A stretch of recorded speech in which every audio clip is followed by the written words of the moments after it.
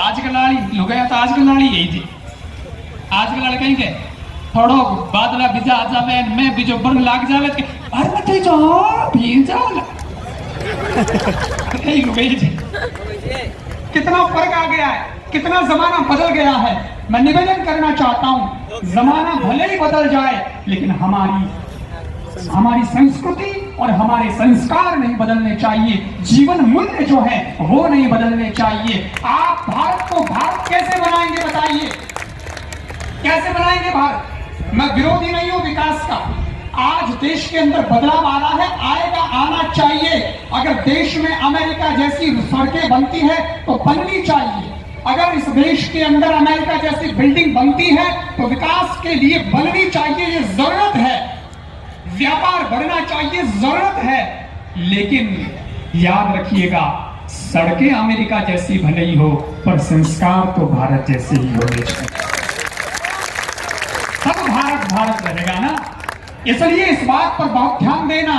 आज एक दोहा आता है, जब लव जिहाद बढ़ने लगा, जब इस प्रकार की स्थिति होने लगी कि हमारी बहन बेटियों को विधर्मी लोग लेकर के जाने लगे बैला फसला करके, तो मैं तो मेरी कथाओं में दो विषय रखता हूं। एक तो बहनों से कहता हूं, बेटियों से कहता हूं, और दूसरा उनके माँ बाप से कहता हूं। एक विषय बेटियों को कहने का है और एक विषय माँ बाप को कहने का है। बेटियों को क्या कहना है? मैं बेटियों को ये कहता हूं कि खूब आगे बढ़ो। आपको इंस्टीट्यूट में जाना है, कोचिंग सेंटर में जाना है, स्कूल में जाना है, कॉलेज में जाना है, जॉब करना है, बिजनेस करना है, कंपनी खोलनी है, आपको देश विदेश में जाना है, जाइएगा, सब कुछ करिएगा, विकास करिएगा, आगे बढ़िएगा। लेकिन इस बात का सदा ध्यान रखिएगा कि वो कदम कभी मत उठाना जिसकी वजह से आपके माँ बाप समाज में आगे कदम न उठा सके। वो कदम कि आपकी वजह से फिर माँ बाप को सर ऊंचा करने में लज्जा है।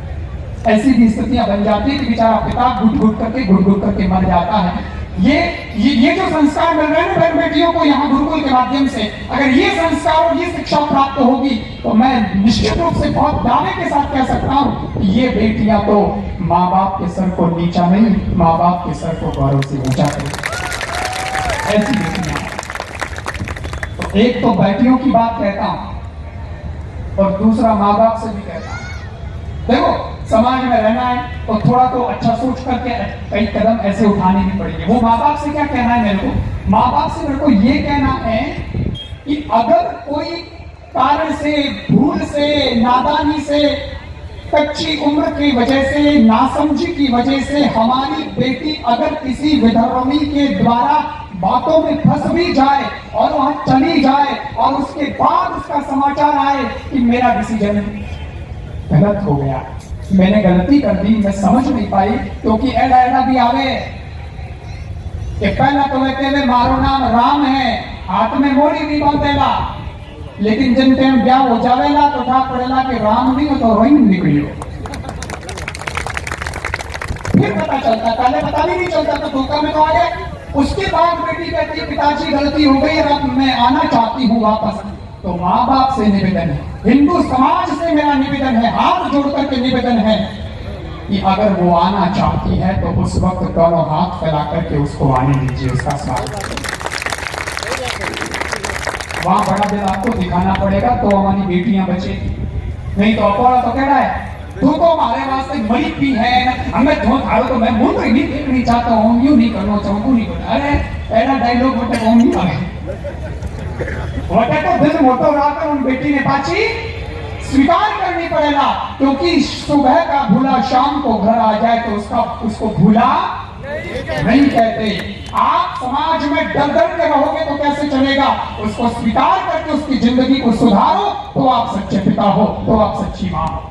और मैं बेटियों से भी कहता हूं, बहनों से भी, हमारे तो शास्त्रों में संत बहुत दयालु रहे, बहुत कृपालु करुणावान रहे। उन्होंने दोहा लिख दिया कि जो तो पे कांटा बोवे उनके तुम बोवो फूल, जो तो पे कांटा बोवे उनके तुम बोवो फूल। तुम्हारे तो फूल के फूल हरवाते हैं त्रिशूल।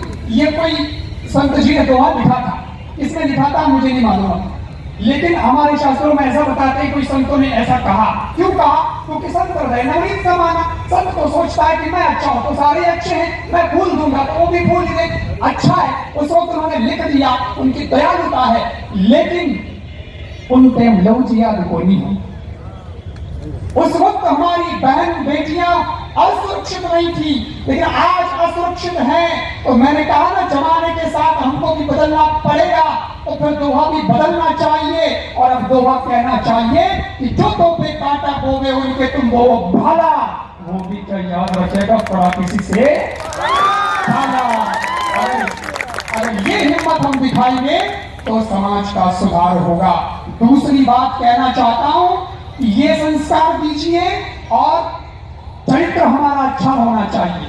हमारा चरित्र, हमारी संस्कृति, ये तो हमारी पहचान है। आज हम स्वामी विवेकानंद जी को फॉलो करने वाले लोग हैं। विवेकानंद जी वो स्वामी जी हैं जो पूरी दुनिया में गए, अमेरिका में उस वक्त जाकर के जिन्होंने वैदिक सनातन धर्म का डंका बजा दिया सज्जनों। लेकिन स्वामी विवेकानंद जी की बात मैं आपको बताना चाहता हूं कि विवेकानंद जी विदेश में गए, उनका प्रवचन हुआ, और जब प्रवचन हुआ तो लोग प्रभावित हुए।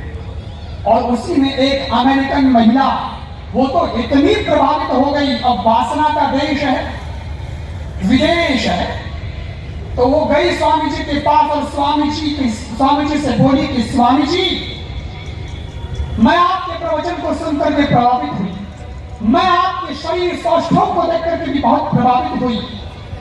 मेरी एक इच्छा है, मैं आपके सामने रखना चाहती हूँ। स्वामी जी ने कहा कहिए। बोले मैं आपसे एकांत में अलग से मिलना चाहती हूँ। स्वामी जी ने कहा कि एकांत ही है, आप अपनी बात कह दीजिए, मैं अलग से नहीं मिलूंगा।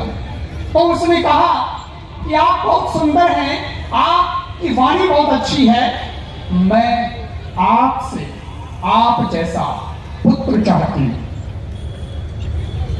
मतलब सीधा सा था कि आप विवाह करिए मुझसे। स्वामी विवेकानंद जी कुछ बोले नहीं।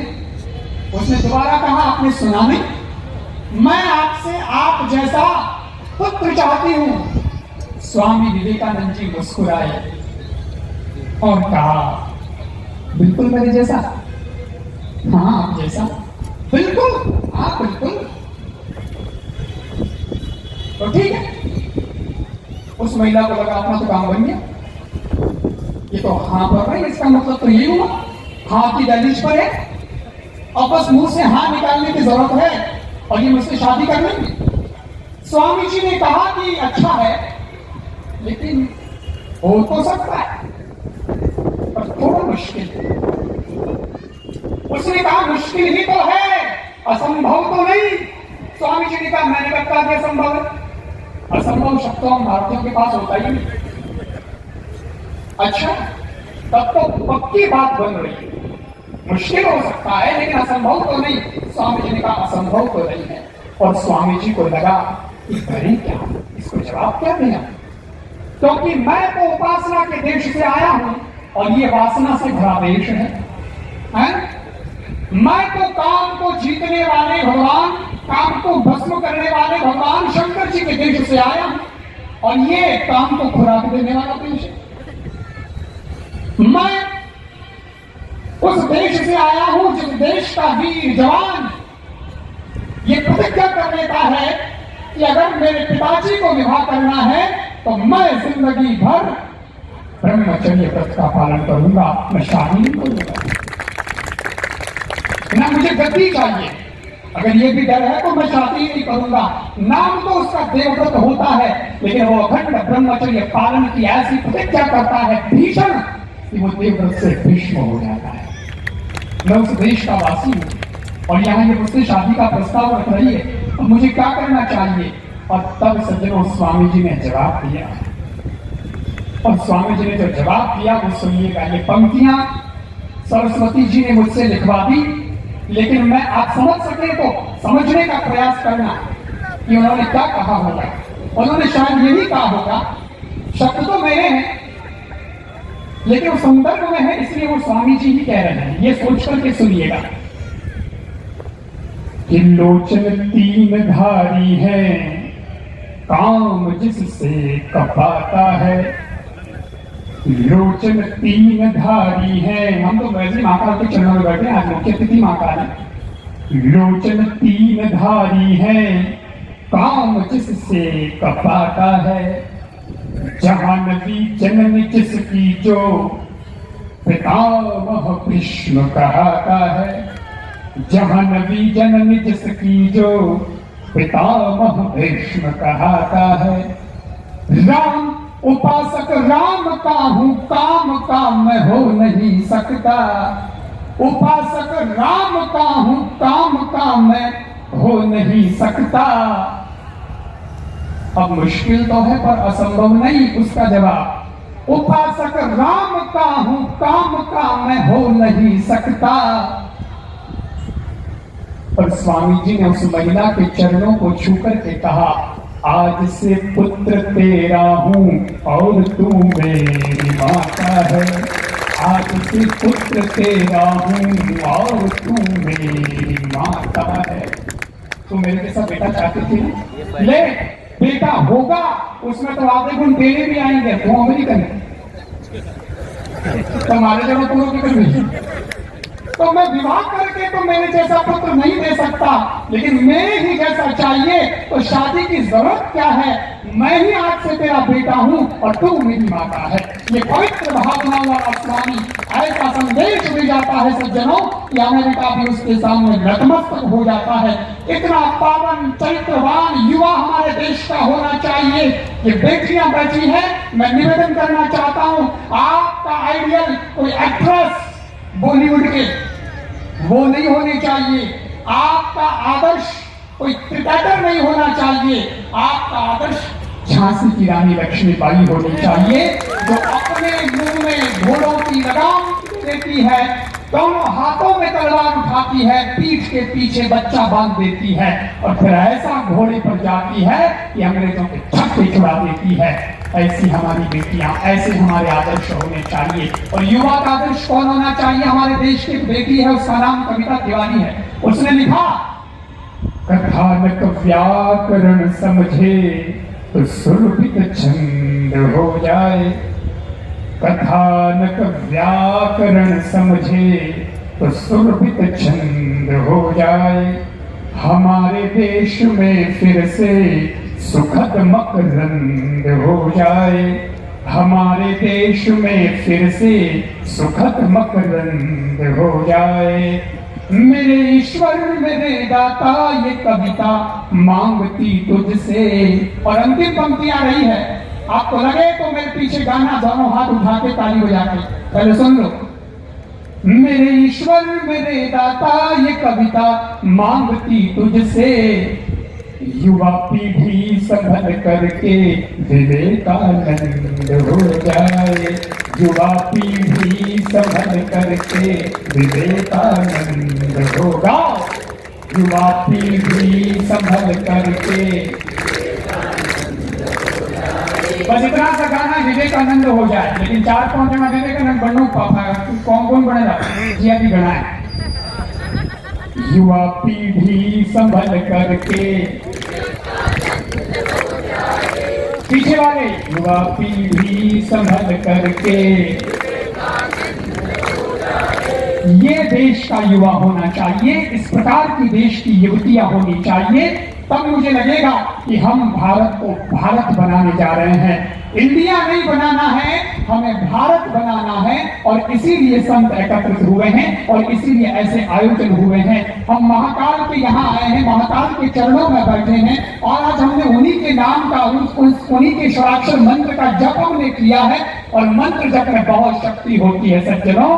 कभी राम मंदिर जब नहीं बना था, ऐसी स्थिति थी कि ये कभी बनने वाला ही नहीं है। उस वक्त संतों ने कहा था कि श्री राम जय राम जय राम जय जय राम का मंत्र जब होना चाहिए। अखंड कीर्तन उसका हुआ और तब लोगों को लगता था कि ये मंत्रों से कैसे काम बनेगा, मंत्र से कुछ नहीं होने वाला है। लेकिन आज जब श्री राम मंदिर का फैसला आ गया, निर्माण भी हो गया, अब तो अगले साल प्रतिष्ठा होनी है, तब लोगों को पता चल गया कि मंत्र जप की शक्ति क्या होती है। इसलिए साथियों, ये मंत्र जब जो आज आपने किया और विश्व रिकॉर्ड जो आपने बनाया है, इसका भी बहुत बड़ा आगे दूरगामी फल हमें मिलने वाला है। मैं चाहता हूं कि इसी प्रकार भगवान की शक्ति भी हमें प्राप्त हो और हम स्वयं भी केवल हाथ पर हाथ धर के बैठे न रहें। कई लोग मेरे को कहते हैं आप तो कृष्ण जी के भक्त हैं, तो कृष्ण जी आए थे द्वापर में, राम जी के भक्त हो, राम जी आए थे त्रेता में, कलयुग में भी आ जाएंगे और अपने आप जैसे कंस को मारा था, रावण को मारा था, और वैसे इनका भी उद्धार कर देंगे। हमें करने की क्या जरूरत है, हमको क्यों कहते हो? मैंने कहा भाई, त्रेता युग में रावण एक था, द्वापर युग में कंस एक था, कलयुग में तो भीड़ है। वो राम जी एक है, वो कृष्ण जी एक है, यहाँ कंसों की रावणों की तो भीड़ हो रखी है। इसके लिए तो घर घर से राम को निकलना पड़ेगा, घर घर से कृष्ण को निकलना पड़ेगा, तब ही जाकर के सनातन की रक्षा हो पाएगी। इसलिए कहता हूं हाथ पर हाथ धर के नहीं बैठे रहना है।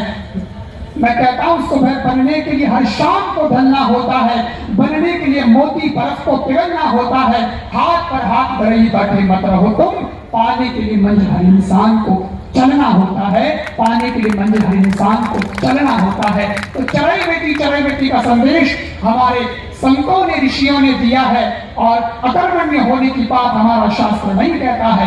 कर्मणा जायते जन्तु कर्मणैव विलीयते सुखं दुःखं भयं क्षीणं कर्मणैवापि पद्यते। कर्म प्रधान विश्व करिराखा, जो जिस कर्म सो तस फल चाखा का संदेश देने वाला हमारा शास्त्र है। और इसी प्रकार से जब जब भी आवश्यकता पड़े तो शस्त्र भी उठाने होंगे, क्योंकि हमारे यहाँ तो परशुराम हुए हैं। अरे राम जी को देखो तो उन्होंने भी धनुष उठाया है, कृष्ण जी को देखो तो उन्होंने भी सुदर्शन चक्र उठाया है, माता जी को देखो तलवार है, त्रिशूल है, शिव जी के पास में है। इसलिए कोई भी बिना शस्त्र के नहीं है, तो उसका भक्त कैसे बिना शस्त्र के हो सकता है? उसके पास तो भी शस्त्र की विद्या होनी ही चाहिए। लेकिन मिश्रा जी ने ये बताया है कि विवेक पूर्वक उसका उपयोग होना चाहिए। तो विवेक मिश्रा जी से शिक्षा लीजिएगा और अपनी सनातन संस्कृति के एक अंग जो कमजोर होता जा रहा है उसको मजबूत बनाइएगा। मैं तो कहूँ चलाओ नहीं चलाओ बात आगे भी है, पर कम से कम घर में रखो तो घरी चलाओ तो यही बनी आप तो देखते डर से। हमें तो ऐसी योड़ी ऐसा कि क्या हो गए नहीं, उनके भीड़ में तलवार दिया करे भाई मोंगल लगे जगह नहीं मेरा सब गाँव सब सनातन कहीं हालत हुआ पूरे गांव में के भाई फिर उनमें हम झंड लाख दो इन वास्ते कम से कम लाती है बेची है बात हो रखो। और जगदीश जी से मैं पूछ रहा था, हमारे जगदीश भाई खोजा एमडी वाले, तो इनके सामने ये है विवेक जी के सामने ये है। और इन लोगों का हमारे गुरु कृपा सेवा समिति के बंधुओं का भी बहुत आग्रह था। मेरा तो कार्यक्रम ही नहीं था यहाँ पे, मैं तो मैसूर से आया, मैसूर परसों कथा पूरी हुई।